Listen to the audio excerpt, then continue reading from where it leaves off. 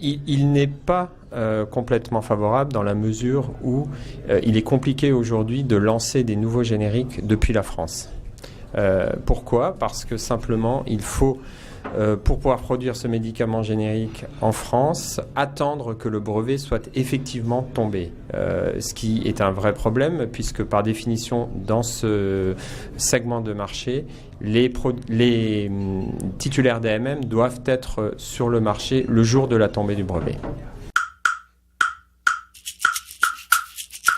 Ce qu'on demande, c'est très simple, c'est d'avoir la possibilité de produire à peu près entre 3 à 6 mois en amont de la tombée du brevet les produits, les nouveaux génériques, les stocker, bien entendu, il est hors de question de les mettre sur le marché, et de les délivrer le moment où le brevet tombe en France. Ça reviendrait strictement au même par rapport à ce qui se passe aujourd'hui, sauf qu'aujourd'hui ce sont des produits qui arrivent de l'étranger, qui rentrent en France, mais ils sont le même jour sur le marché. Nous, ce qu'on demande, c'est avoir donc cette possibilité de le produire en amont, sous brevet, en s'engageant bien entendu à ce que les produits n'aillent pas sur le marché, mais ça permettrait effectivement de produire ensuite ces produits en France pour de nombreuses années. Aujourd'hui, qu'est-ce qui se passe ? Ils sont lancés depuis l'étranger et pendant à minima 5 ans, ces produits, ils vont être fabriqués à l'étranger parce qu'il y a des contrats qui sont liés à cette fabrication et du coup, ça, naturellement, échappe aux producteurs français.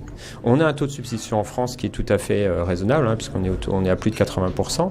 La problématique de la percée du générique en France, c'est plus aujourd'hui ce qu'on appelle le répertoire, donc les médicaments qui sont éligibles au statut de générique, qui sont très très réduits par rapport à d'autres pays européens. Si on élargissait ce répertoire, on rendait éligible plus de produits, et bien c'est des médicaments en plus qu'on pourrait non seulement vendre, mais produire en France.